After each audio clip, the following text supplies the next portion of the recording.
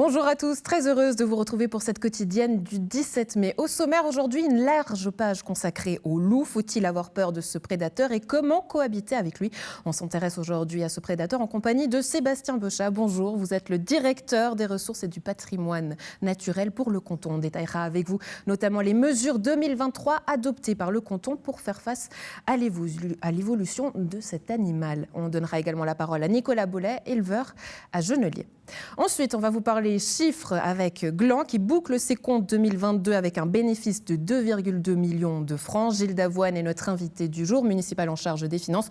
Bonjour Gilles, vous répondrez aux questions de notre spécialiste en politique, Florian Cavalleri. Enfin, on ira jusqu'au Brésil. Retour sur les qualifications du mondial de fondue qui avait lieu notamment au Brésil. Retour sur ce voyage en compagnie du président du mondial de fondue, Stéphane Jaillet. Bonjour à vous, bienvenue sur ce plateau. On terminera avec une page sport et le Nyon Rugby Club qui n'aura finalement pas réussi à se qualifier pour les playoffs et donc clôturer sa saison à Avouzy samedi dernier sur une défaite 14-2. On en parle 14-12, on en parle avec vous Thierry Horstrasser, bonjour. On fera avec vous le bilan de cette saison.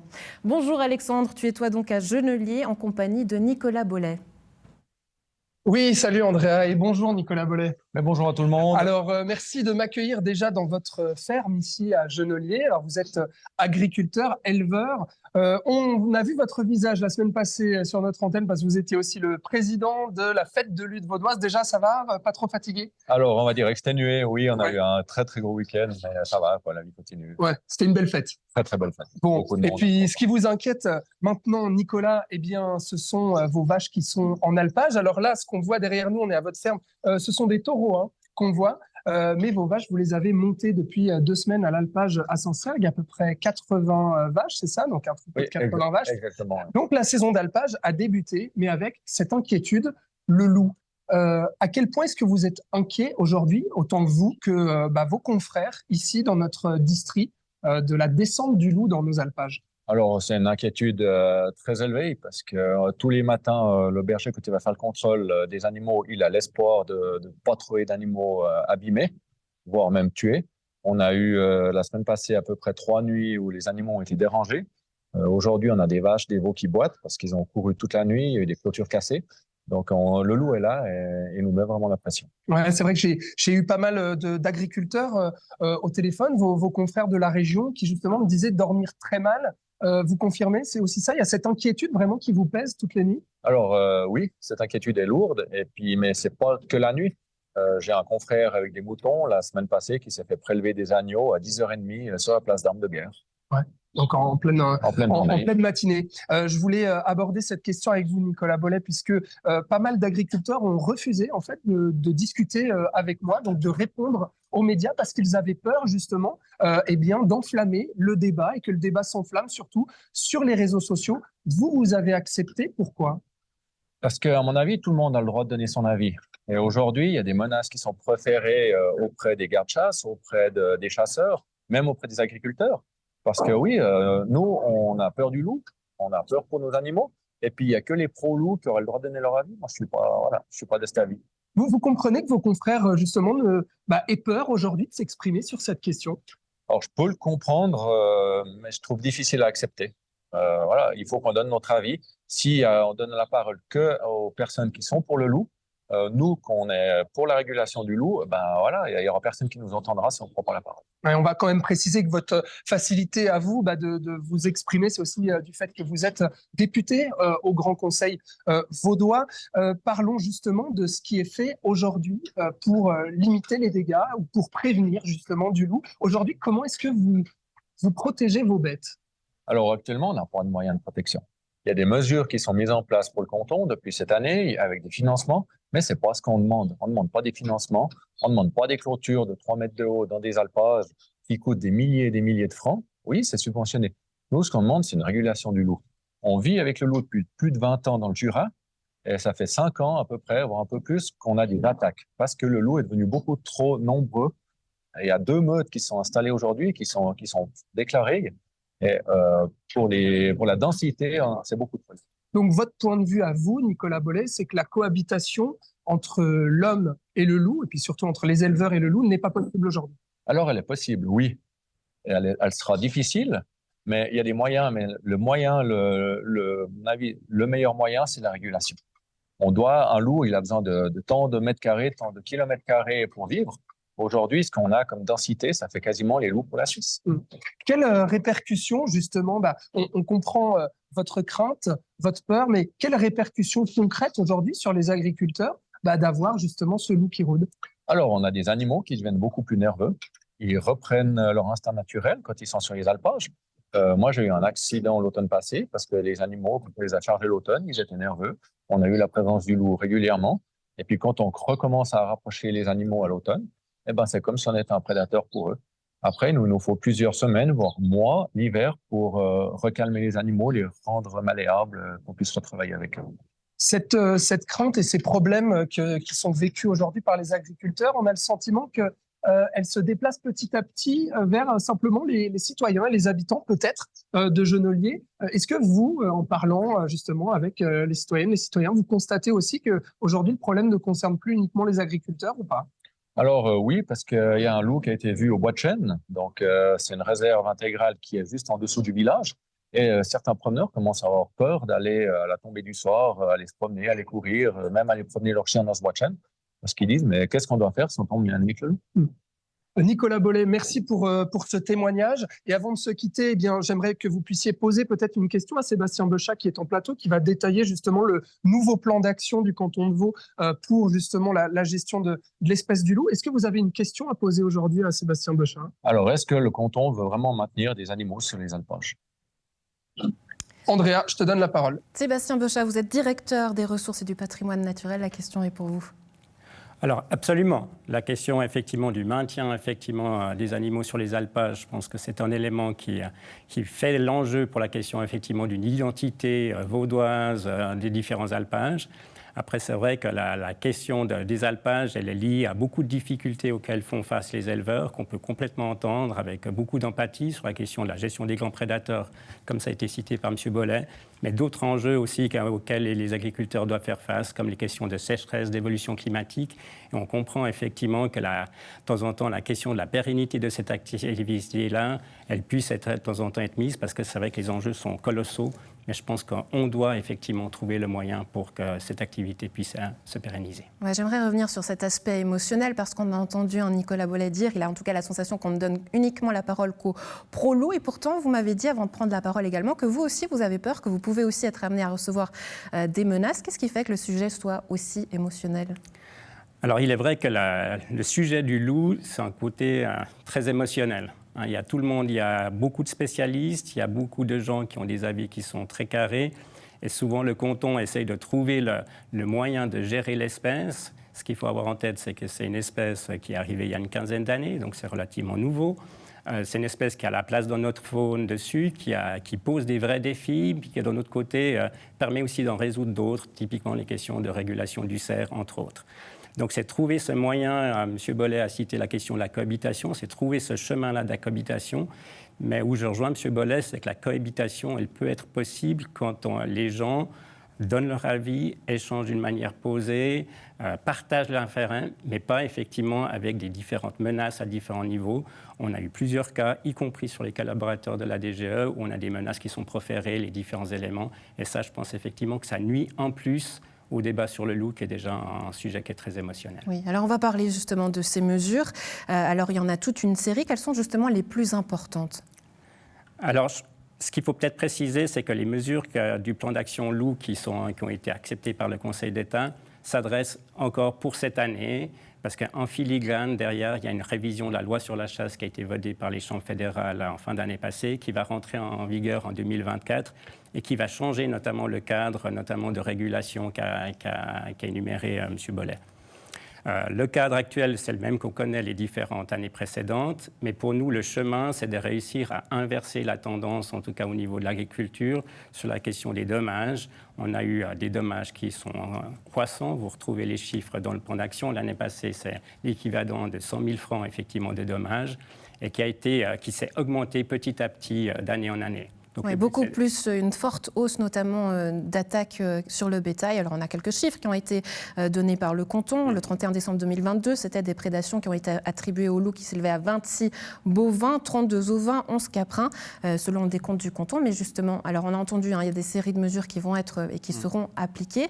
Mais ce qu'on entend de la part aujourd'hui des éleveurs, c'est que finalement, on ne prend pas des mesures assez fortes. Tirer le loup, oui ou non ? Alors, je pense qu'il n'y a pas une mesure qui va nous permettre de trouver le chemin de la cohabitation.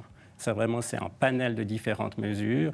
Je pense que les différentes mesures qui sont comprises dans le plan d'action, elles se résument sur 5 domaines. Le premier point, c'est connaître la question du suivi et de bien connaître la dynamique de l'espèce. M. Bollet l'a dit, l'année passée, on avait 2 meutes. Maintenant, les individus s'étendent sur le territoire. Ça, on commence à avoir les indices sur le nord vaudois. Et on doit pouvoir effectivement bien connaître les situations, notamment aussi pour avertir les différents éleveurs qui sont concernés. Le problème pour vous aujourd'hui, c'est que vous ne connaissez pas assez le loup, c'est ça ? C'est pas qu'on ne connaît pas assez le loup, c'est que le loup nous oblige chaque fois effectivement à évoluer. Il a une dynamique d'expansion qui est extrêmement rapide. Donc ça veut dire que toute la connaissance qu'on a sur le secteur du marché rural est toujours valable, mais elle doit effectivement être généralisée sur l'entier de la chaîne.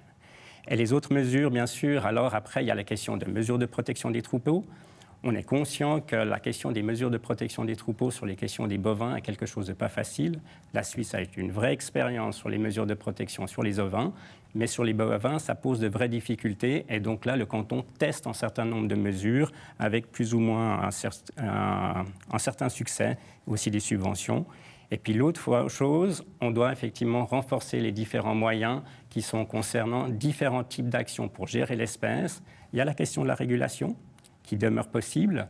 Par rapport à votre question, on fera toujours de la régulation cette année, mais il faut avoir en tête que le cadre fédéral qui s'applique encore cette année sera le même que le cadre fédéral des années précédentes. Et donc, on pourra demander des autorisations à la Confédération que pour la moitié des jeunes de l'année. Ouais, à partir de quel moment est-ce qu'on tire le loup ? Un loup problématique, c'est quoi ses caractéristiques ? Alors, il faut s'entendre sur ce qui est un loup problématique. Vous avez des dégâts, et à partir d'un certain seuil qui est défini par la Confédération, on peut demander des autorisations de tir, et donc ça, c'est à partir effectivement de 2 bovins. C'est un autre chiffre pour les ovins qui est dessus. Donc, dès que le canton arrive sur ces éléments-là, on demande les actions effectivement de régulation à la Confédération si on est le cas d'une meute, ou alors le canton est compétent pour les loups isolés. Et puis, le loup problématique, pour moi, c'est autre chose. Le loup problématique, c'est celui qui a un comportement où on pourrait effectivement avoir des signes d'agressivité, des signes effectivement de loups qui restent effectivement dans les villages. Et ça, c'est un autre cadre. Un loup problématique, l'action du canton et de la Confédération peut être immédiate. Il n'y a pas d'attente de seuil, les différents éléments. Ouais, mais aujourd'hui, c'est l'inquiétude, c'est ce qu'on entend. On entend souvent cette réaction de dire finalement, est-ce qu'il faut craindre et est-ce qu'il faut attendre l'accident qu'un loup morde aujourd'hui, peut-être un enfant, pour que le canton agisse ? Ouais. Alors, il faut peut-être rappeler l'historique. On est, comme je disais, sur le canton de Vaud, ça fait une quinzaine d'années qu'on observe le retour du loup. On a des pays voisins où ils ont une expérience qui est beaucoup plus grande. Alors, je reprends typiquement les chiffres de la France, qui ont publié une très bonne étude qui s'étend de 1993 à 2020. Sur 4000 contacts entre humains et le loup, il y a eu seulement 10 cas où le loup a montré une certaine agressivité, donc qui veut dire grognement, poil hérissé dessus. Donc on voit que dans les statistiques, au niveau national en France, ça demeure une part qui est très très faible. Et la majorité de ces cas-là, de cas d'agressivité, sont souvent pas liés à la question de la présence humaine, mais effectivement à la présence d'un chien avec effectivement les différents individus. C'est les rapports entre animaux aujourd'hui qui aussi changent un petit peu la chose, mais peut-être on peut donner un conseil. Si on se retrouve nez à nez avec le loup, qu'est-ce qu'il faut faire ? Alors, on a publié un certain nombre effectivement de conseils sur notre site. On a travaillé avec le Parc Jura vaudois pour effectivement faire passer les messages. Ils sont présents sur notre site, mais j'en garderai 5 en tête pour les dessus. Le premier, c'est rester calme. Ça ne sert à rien de commencer à s'exciter, de crier les différents éléments. Garder une distance. Il y a des gens qui ont peur du loup, mais il y a des gens qui sont intéressés par le loup, qui voudront aller le photographier, qui voudront effectivement s'en approcher. Garder une distance, c'est important pour lui laisser effectivement l'espace. Tenir son chien en laisse. Si vous laissez votre chien, effectivement, ça va effectivement avoir des questions d'interaction. Et puis, ne pas fuir en courant. la question de la fuite chez un animal qui est effectivement prédateur peut avoir une certaine interprétation pour lui. J'ai l'impression qu'aujourd'hui, en tout cas, vos pensées se rejoignent tous les deux sur le fait qu'il faut une régulation du loup, qu'il faut aujourd'hui peut-être limiter sa présence. Est-ce qu'il ne faudrait pas peut-être avoir un chiffre, dire on a le droit de tirer tant de loups par année, par saison, je ne sais pas.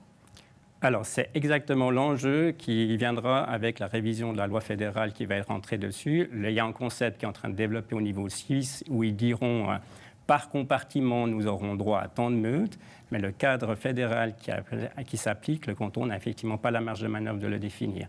Mais c'est le pas qui devra être franchi effectivement pour 2024, avec peut-être un nombre maximal de meutes. Les échanges sont en cours avec la Confédération.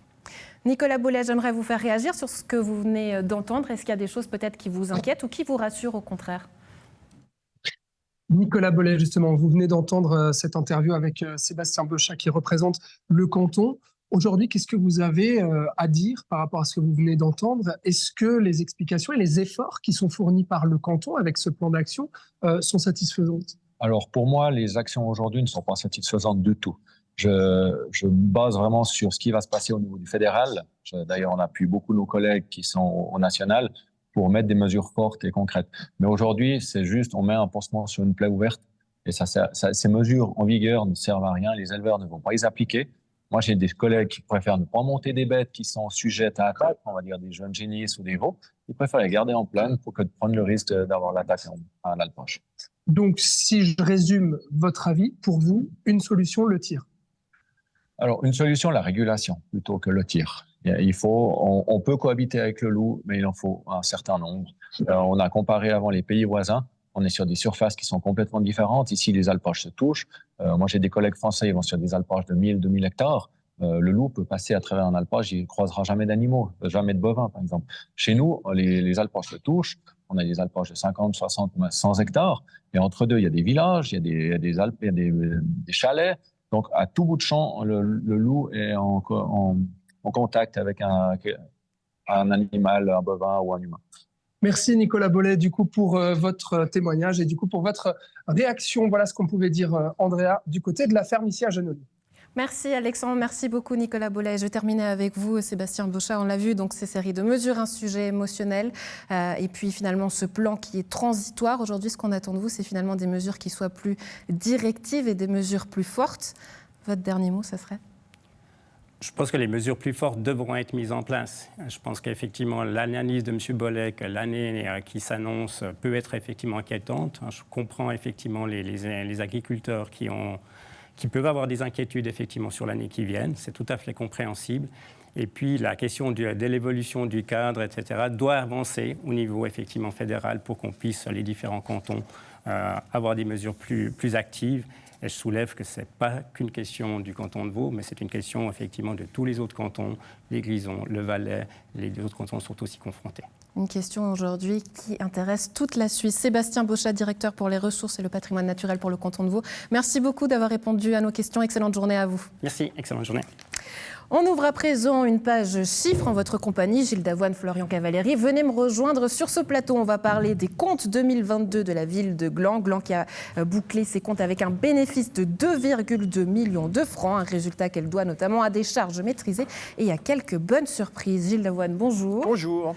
Alors des comptes dans le vert, à l'inverse de Nyon qui a présenté des comptes dans le rouge, un déficit de 2 millions. Comment expliquer cette différence ?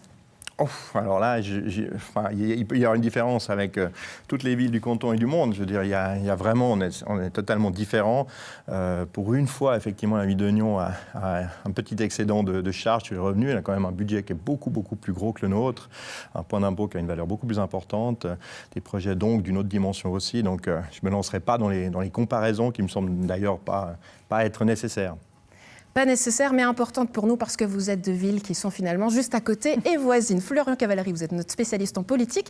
Quand on parle de comptes et de chiffres, on entend souvent dire qu'il est normal pour une ville d'être dans le rouge et finalement, ça fait partie du jeu financier. En fait, ce que je dirais, c'est que suivant la période de la législature, on peut, les comptes, finalement, c'est une écriture comptable. Et alors, ça dépend. Si on veut investir dans des projets, on va plutôt avoir tendance à donner des comptes positifs. Si on a envie un petit peu de les freiner, on va avoir des comptes négatifs. Et souvent, en fin de législature, on donne des comptes positifs pour justement montrer que la gestion de l'exécutif a été très bonne. Mais ça veut dire quoi? Que c'est de la cosmétique et qu'on fait dire aux chiffres ce qu'on veut? C'est de la communication. Alors, on ne fait pas tout à fait dire aux chiffres ce qu'on veut, mais on peut faire dire aux chiffres ce qu'on pense. N'est-ce pas, Gilles Davoine? Pas du tout. Je ne suis pas du tout d'accord avec vous. En l'occurrence, je pense que le budget, c'est ça. C'est-à-dire que quand on présente un budget, là, on aligne des chiffres qui ne sont pas forcément les bons, et puis là, il y a une vision politique avec certaines choses. Les comptes, c'est vraiment le reflet précis de ce qui s'est passé.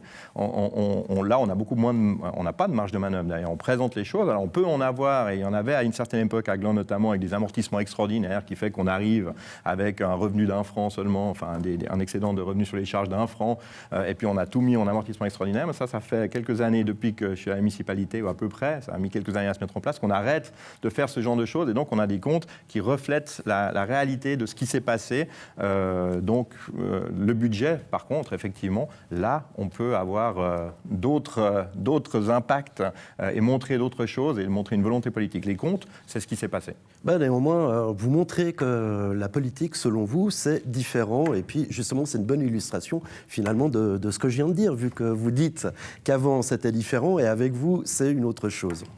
Enfin, revenons à justement ces comptes 2022 de la ville de Gland. Donc Andrea l'a dit, un bénéfice de 2,2 millions de francs pour un total des charges de 72,4 millions, donc des revenus de 74,6 millions de francs. C'est pas ça? Du tout. Pas du tout. Tout le trajet en avion pour potasser, c'est pas les bons chiffres. Justement, j'attends les explications. On a des charges de 73 790 de mémoire et des revenus de 75 991, presque 76. Donc c'est pas les bons chiffres. Mais par contre, effectivement, on a un excédent. Ça ressemble, ouais, alors je dirais ça à mon conseil communal, s'il dit c'est bon, ça ressemble, ça passe. Non, mais ce qui est important, c'est d'ailleurs pas ces chiffres-là, mais je crois voir que vous les avez. Ce qui est important, c'est la marge d'autofinancement, vous allez le dire juste après, qui est d'un peu plus de 7,6 millions, vous avez mis 7,7, c'est juste 7 660 000. Et puis votre chiffre sur l'excédent de revenus sur les charges de 2,2 millions, 2 220 000, est correct aussi. Et c'est là, effectivement, qu'on voit, on est un petit peu positif, mais ce qui compte surtout, et sauf erreur d'ailleurs, Nyon a une marge d'autofinancement positive aussi, c'est ça qui compte. C'est qu'est-ce qu'on a comme argent à disposition pour faire nos investissements sans avoir recours à l'emprunt. Et là, on a 7,6 millions, qui est quelque chose qui est dans la moyenne habituelle, un tout petit peu en dessous, 7,1% de la moyenne des 10 dernières années. Donc on est dans quelque chose d'assez habituel. Alors, est-ce que vous êtes d'accord pour dire que c'est 42,5% d'autofinancement sur un total de 18 millions d'investissements? Ça, c'est juste? Non, oui, tout à fait. Les 18 millions d'investissements cette année, effectivement, on est retombé un petit peu. Il y avait 36 l'année précédente. Et je n'ai pas tous les chiffres par cœur, je l'avoue. 42,5%, ça doit être ça. OK, en tout cas, en termes de gestion, c'est la première année civile complète de cette législature. Une bonne année, alors, de législature, hein, c'est ça? Une année assez normale, et puis on est revenu surtout à des chiffres, notamment au niveau des charges. Les charges ont quand même passablement augmenté par rapport à 2021. Et ça, c'est dû au fait qu'en 2022, on était quand même largement sorti de la période... largement sorti, c'est difficile de dire ça, mais on était sorti quand même de la période Covid, et donc on a repris les activités normales. Par conséquent, il y a des charges qui sont de nouveau là, alors qu'avant, il y a des charges qui étaient en diminution parce qu'il y avait plein d'activités, plein de choses qu'on n'avait pas pu faire pendant cette période un peu bousculée. Voilà, exactement. Pour expliquer ces comptes, vous mettez en avant le contexte économique et politique. Alors évidemment, on pense à la guerre en Ukraine, la crise énergétique. Ça, c'est le tableau général dans lequel s'inscrivent ces comptes. Oui, mais malgré cela, on arrive dans une année, comme je disais, avec la marge d'autofinancement notamment, et puis les revenus et charges, on est une année assez classique. Il y a aussi eu plusieurs chantiers emblématiques qui ont commencé, le Vieux-Bourg, l'agrandissement, la surélévation des complexes de Grandchamp et de Mauvernay, ainsi que la votation sur le référendum sur le plan d'affectation, la Créteau. Quant au quartier de la Combat, il a, lui, accueilli ses premiers habitants. C'est ça. Exact. Et ce qui est surprenant dans cette histoire-là, c'est que malgré cela, et malgré qu'on ait des nouveaux habitants et que la population augmente, on a des impôts, revenus d'impôts personnes physiques qui ont baissé un tout petit peu. Et ça, c'est vrai que c'est un petit peu difficile à expliquer en l'état. Alors on sait que le quartier de la Combat, c'est pas encore les PPE, c'est peut-être pas encore les appartements les plus chers, donc avec les revenus les plus importants qui sont arrivés en premier. Mais malgré tout, on a plus de monde, mais peut-être quand même une petite diminution de revenus, peut-être aussi la conséquence justement de ces années de 2020-2021 difficiles avec le Covid, qui fait qu'on a une imposition personne morale qui a augmenté, mais personne physique qui a diminué malgré l'augmentation du nombre de personnes. Voilà, exactement. Une baisse des personnes physiques, mais une hausse des recettes des personnes morale. Alors souvent au début de conseil, les communications municipales, et vous annoncez souvent des emprunts à taux négatifs. Plus aujourd'hui malheureusement. Voilà, c'est ce que j'allais dire. Alors expliquez-nous, est-ce que ça aura un impact finalement sur peut-être les prochains budgets, les prochains comptes? Oui, ça a déjà un impact. On a des frais financiers, donc les taux d'intérêt qui ont augmenté et donc plus de charges financières pour payer ces intérêts. On a bénéficié pendant quelques années d'une situation exceptionnelle avec des taux d'intérêt négatifs. On en a profité. Maintenant, on reste avec des taux d'intérêt qui, par rapport à une époque que je n'ai pas connue en tant que municipal des finances, mais mon prédécesseur, Daniel Koloui, reste quand même encore des taux d'intérêt qui sont parfaitement gérables. On a une moyenne au niveau des taux d'intérêt qui reste en dessous des 1% pour l'instant. Mais ça, c'est la moyenne. Actuellement, quand on emprunte plutôt au-dessus de 2, si c'est à long terme, autour de 2 quand c'est à plus court terme. Alors ces comptes positifs, ils arrivent au bon moment, ils vont pouvoir rassurer le conseil. Ça serait un bon signal, notamment en vue de futurs investissements. On pense notamment à la patinoire, par exemple. Oui, disons de nouveau, les comptes, ils reflètent la réalité des choses. On a parce que même si je reviens un petit peu sur ce qu'on disait au tout début, même si effectivement on peut mettre des amortissements complémentaires, des choses comme ça, ce que nous on ne fait pas, et il y a une petite touche politique, d'accord. Toujours est-il, la marge d'autofinancement, ça reste la marge d'autofinancement. Et celle-là, on voit, elle est assez classique, assez moyenne. Elle va nous permettre, elle nous permet, parce que c'est pour le passé, pour 2022, mais elle nous permet comme vous l'avez dit aussi, d'assurer 42,5% de nos investissements sans avoir recours à l'emprunt. Malgré tout, on est dans une période, et vous l'avez dit précédemment également, de forts investissements et de beaucoup de projets qui arrivent. Donc on sait qu'on est dans une période où on devra avoir recours à l'emprunt, quoi qu'il en soit. On est très très loin de notre plafond d'endettement, donc notre capacité de financement est encore grande. On se veut être la ville des idées, donc on en propose et on va en réaliser. Donc pour l'instant, on est dans une période comme celle-là. Le fait d'avoir une marge d'autofinancement positive, c'est la moindre des choses de toute façon, qu'elle soit dans la moyenne habituelle, c'est vrai, c'est de bon augure pour quand même rassurer un peu le conseil par rapport aux futurs investissements. Mais l'emprunt sera obligatoire. Quand vous parlez de surélévation des bâtiments scolaires, le tout, c'est quelque chose qui s'évalue aux alentours de 50 millions. C'est ça, ces futurs projets, ces futurs investissements, quels sont-ils ? Ceux que vous avez cités notamment, il y aura effectivement peut-être la patinoire avec laquelle on va revenir certainement cette année, mais des projets qui sont déjà en cours, le Vieux-Bourg, qui est quand même à peu près 19 millions. La surélévation des bâtiments scolaires, ça sera quelque chose aux alentours de 50 millions au final. Alors après, ça se lisse sur plusieurs années, heureusement pour nous. Donc, on a des marges d'autofinancement qui nous permettront de financer ça aussi au cours des années, et puis le recours à l'emprunt. Mais on a beaucoup de gros projets qui vont venir et qui coûtent. D'accord. Il y a la nouvelle péréquation qui a été annoncée par le canton. Alors, 230 communes sont avantagées, 70 communes sont désavantagées. Est-ce que Gland fait partie des communes avantagées ? Oui. On fera clairement partie des communes avantagées. Je ne vais pas en dire trop sur ce sujet parce qu'on n'a pas encore eu l'occasion d'en discuter en municipalité.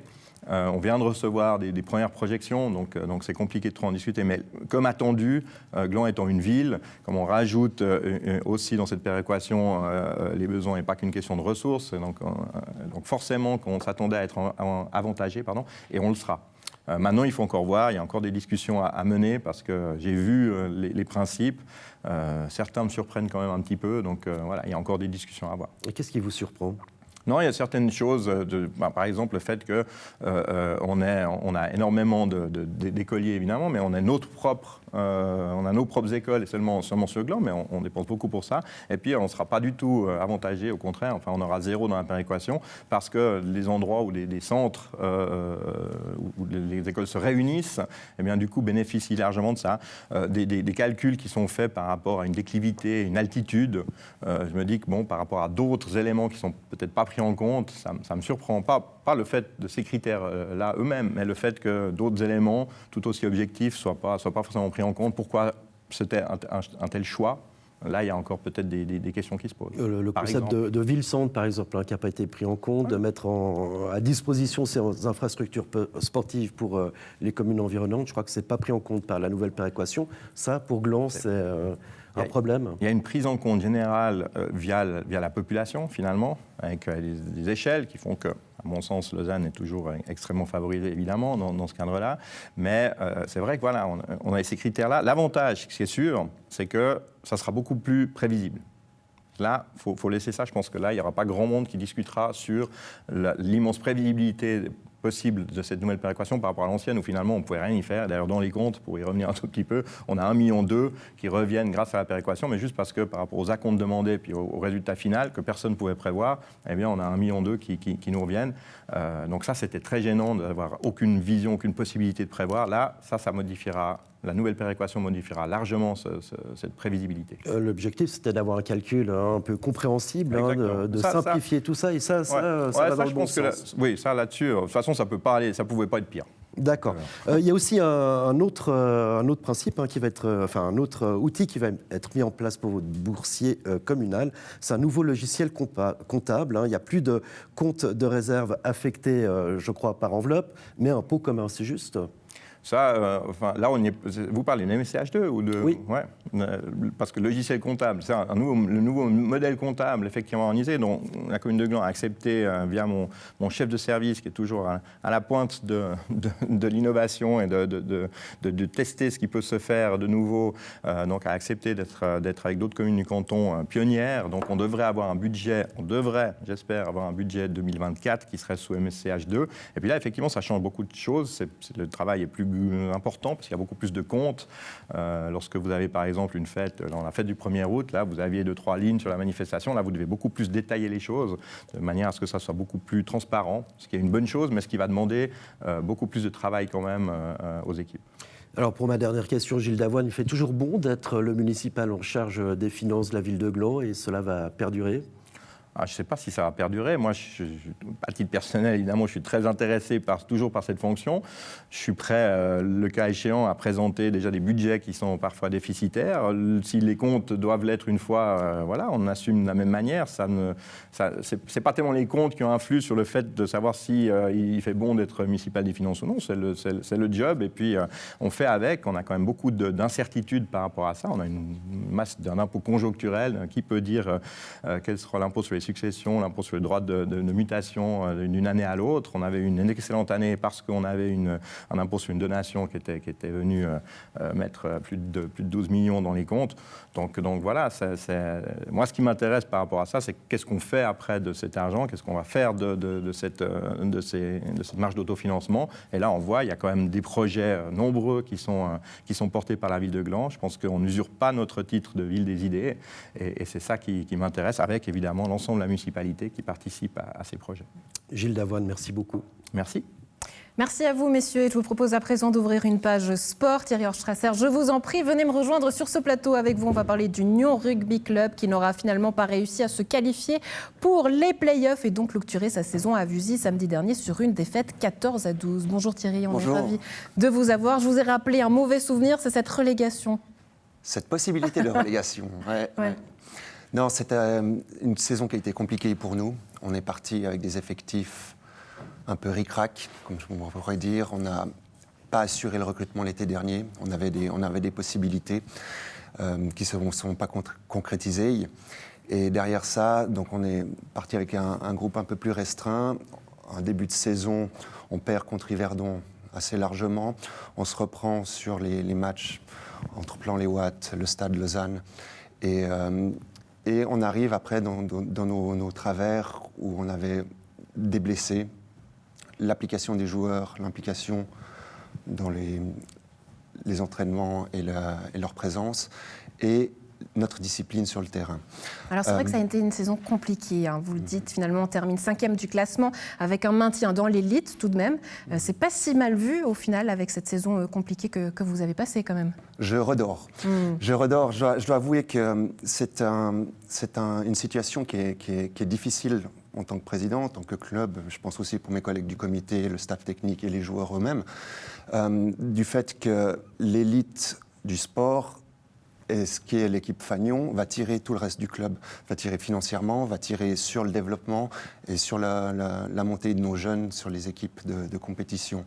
Et à partir de ce moment-là, moi j'en dormais un peu moins bien, enfin je dirais, j'en dormais pas du tout sur la chose, c'est-à-dire que tu vois tout partir, l'aspect finance et donc les décisions qui doivent être prises derrière pour reconstruire. Et juste ça, c'est un énorme ouf de soulagement. Mais ça veut dire quoi? Que même l'avenir du club a été remis en question, si on vous entend?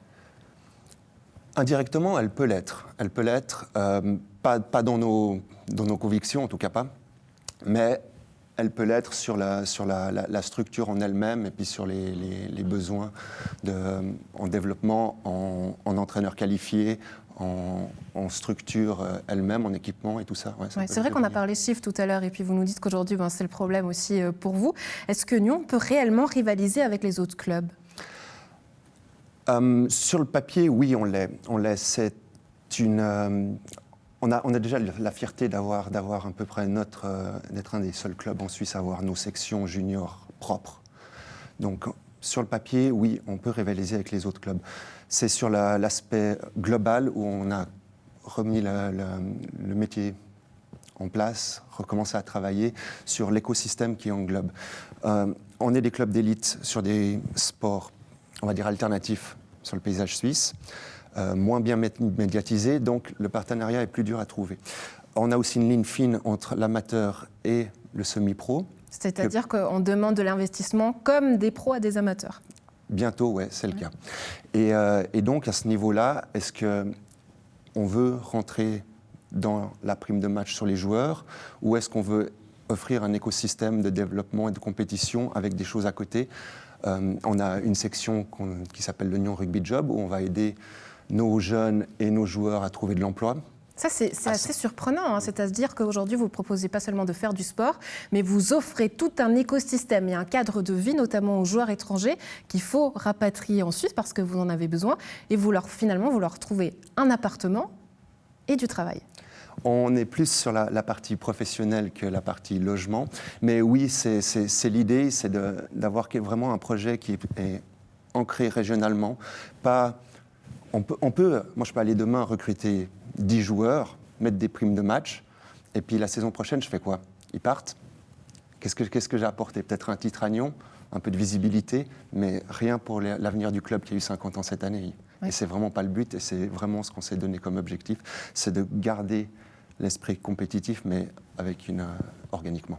Ouais. On va terminer avec l'équipe féminine, les Mermingans, qui sont qualifiées pour disputer la finale du championnat le 10 juin face à Lucerne. Là, on imagine votre satisfaction. J'étais super heureux dimanche pour elles. Également, elles ont passé une saison difficile. Elles sont montées, elles ont rivalisé à 16 sur une feuille de match. Quand il faut être 15 sur le terrain, elles ont fait le travail, elles ont mis de l'abnégation, de l'engagement. Et pour moi, c'est mérité qu'elles soient là-bas le 10 juin à Yverdon. Et on va tout faire pour monter et les soutenir sur cette finale. Et on sera avec vous, on se réjouit d'avoir donc des nouvelles défis de votre club. Thierry Hochstrasser, président du Nyon Rugby Club. Merci beaucoup d'avoir été avec nous. Excellente journée à vous. Merci à vous. À très bientôt. Et on va terminer avec notre dernier invité, Stéphane Jaillet, président du Mondial de fondue de Tartenien. Vous êtes tout droit venu du Brésil pour ces qualifications du Mondial. Bonjour Stéphane. Bonjour Andrea. Il paraît que c'était une ambiance totalement différente à comparer à ces qualifications au Canada. Pourquoi ? Parce que c'est des pays complètement différents, avec une culture différente, avec une philosophie différente. Mais avec ce trait d'union qui est le caclon et le fromage. Donc c'est vrai que c'est ce qui fait la force de cet événement-là, mais surtout la force de ces sélections, ou ces seleção, comme on le dit. C'est justement ces multifacettes qu'on découvre avec ces différents pays et ces différentes ambiances. J'aimerais qu'on parle un petit peu justement de ces ambiances et de ce voyage, puisqu'il y avait un cadre, vous étiez notamment du côté du consulat suisse au Brésil. Alors on était effectivement dans un cadre formel et officiel, on était reçus par le consul général, aidés par le consul de Suisse Tourisme, et puis avec la cerise sur le gâteau, l'ambassadeur qui est basé à Brasilia, qui a fait l'aller-retour pour lancer cette première phase de sélection au Brésil. Donc effectivement, pour nous, c'était juste magnifique et magique d'être dans un environnement officiel. Le casting qui a été fait aussi par l'ambassade et le consulat a permis d'avoir des gens importants, influents, mais aussi une représentativité des médias. Outre NRTV, le média étranger là-bas, il y avait une équipe d'Arte, de CNN, et on a déjà des répercussions par rapport à ce qui a été filmé lundi. Résultat des courses, on a donc des sélectionnés du côté du Canada dans la catégorie amateur et professionnel. Une professionnelle pour le Brésil. 3 noms donc qui vont rejoindre la Suisse lors du mondial de fondue en novembre. Mais ce qui est assez joli dans ces histoires, c'est que finalement, c'est toujours les fondues classiques qui ont plu. Et finalement, il y avait un lien à chaque fois entre la Suisse et ces différents pays. On a beaucoup entendu parler des candidats de suissitude. Qu'est-ce qu'il en ressortait de cette suissitude ? Alors, ce qui est magique, c'est que sur le Brésil, je ne faisais pas partie du jury, c'est pas ça qui est magique, mais on s'est dit... Du coup, on ne peut pas manger. Non, alors on peut. Justement, au Brésil, ils ont ajouté une petite facette qui était très très bien perçue, c'est que l'ensemble des invités du consulat et des invités médias ont pu déguster toutes les fondues et il y a eu un prix du public. Et ce prix a été à la même personne. Donc ça veut dire que cette fondue a plu autant aux personnes lambda qui étaient là, autant au niveau du jury. Et au niveau du jury, le 80% de ce jury faisait partie de la Guilde internationale des fromagers. Et c'est là où justement on voit que la fondue traditionnelle, oui, mais que ce soit au Canada ou que ce soit au Brésil, il n'y avait que le 50% de gruyère AOP qui était formellement demandé. Et c'était chaque fois des fromages, que ce soit canadien ou que ce soit brésilien.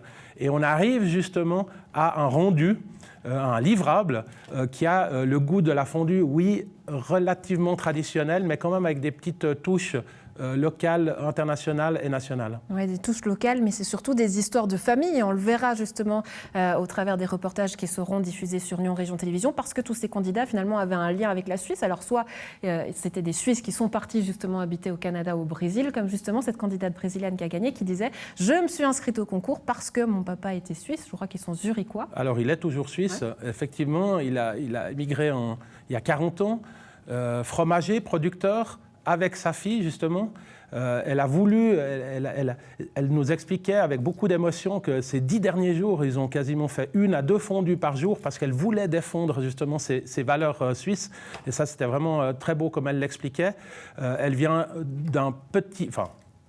au Brésil, il n'y a rien de petit, mais d'une ville qui s'appelle Pyrénopolis, pour dire le mot comme il faut, qui ressemble un petit peu aux Pyrénées qu'on connaît, qui est à 1000 km de Sao Paulo. Elle est venue express, c'était la première fois qu'elle venait sur Sao Paulo. Donc voilà, vraiment, il y a toujours une histoire autour d'un produit, il y a toujours une histoire autour d'un événement. Là, on est en train de marquer et de développer aussi cette histoire au niveau du mondial. Donc c'est ce qui fait justement la beauté de cet événement et la beauté de ces sélections. D'où l'émotion qu'on voit justement à l'image avec cette candidate. J'aimerais terminer avec les sensations. Manger une fondue au Brésil, quand même, ça fait quel effet? Parce qu'a priori, il n'y a rien à voir. Ah, mais au consulat suisse, on est en Suisse, quelque part, diplomatiquement parlant. Non, la fondue, on le voit très bien. On la mange aussi le 1er août, on la mange en été, sur une terrasse, etc. Ce qu'il y a de magnifique, c'est qu'effectivement, on aurait pu se croire n'importe où dans le monde. Et je pense qu'on va pouvoir aller aussi et augmenter un petit peu ces multifacettes de sélection. Il y a ce point commun. Et je rappelle qu'un caclon, c'est aussi un point commun, outre le point puisqu'il est rond, mais on est autour, on partage. Et je crois que c'est vraiment cet élément-là, et vous l'avez peut-être vu, vous le verrez dans les reportages, il y en a qui sont arrivés avec des casseroles, ils sont arrivés avec leurs outils traditionnels de leur cuisine, justement pour donner aussi cette touche, pas seulement avec de la cachaça ou autre chose, mais c'est vrai que ce point commun, ce caclon, est là pour rassembler, qu'on soit dans un consulat, qu'on soit dans un chalet de station de ski au Canada, ou à Tartenien du 17 au 19 novembre 2023, avec une tente canadienne, brésilienne, avec notre compagnie aérienne nationale. Et là, c'est vraiment ce multi-langage qui se concentrera chez nous sur le district de Nyon en novembre. Donc on espère que vous avez bien noté ces dates à la maison, puisqu'on y sera évidemment rapidement. D'ici là, qu'est-ce qu'il y a encore des choses qui vont se passer où là, tout le monde est en vacances? Non, alors on va digérer un petit peu ces phases de sélection. Il y a évidemment encore un énorme travail, et je profite d'être sur le plateau pour faire un clin d'œil à mon comité qui fait un travail juste magnifique. On passe l'épaule sur une nouvelle édition, une édition qui prend du poids, un petit peu comme le président du comité. Et on veut faire les choses justes, on va les faire justes, mais on attend aussi, évidemment, beaucoup de soutien des visiteurs, des concurrents. Il ne reste que 10 places pour les pros. Tous les concurrents amateurs sont déjà sont déjà inscrits. On va lancer bientôt l'inscription pour les bénévoles, les jurys aussi. Et vraiment, ça va être une fête magnifique. Et en plus, c'est Andrea qui va présenter les finales. Comme vous parlez portugais, ça va être tout bonheur pour Carla, qui vient justement du Brésil et qui est la sélectionnée brésilienne. Et puis, c'était logique que NRTV, en tant que partenaire média, boucle la boucle avec cette finale et cet événement en novembre. On se réjouit vraiment de toute l'équipe de cette chaîne. On se réjouit en tout cas de vivre ces émotions en votre compagnie, de vivre toutes ces émotions et puis de faire notre travail, bien sûr. Stéphane Jaillet, président du Mondial de Fondu de Tartenien. Merci beaucoup d'avoir été en notre compagnie. Muito obrigada. Merci beaucoup. À la maison, un plaisir d'avoir été en votre compagnie. Très bon week-end. Profitez bien. On se retrouve à partir de lundi.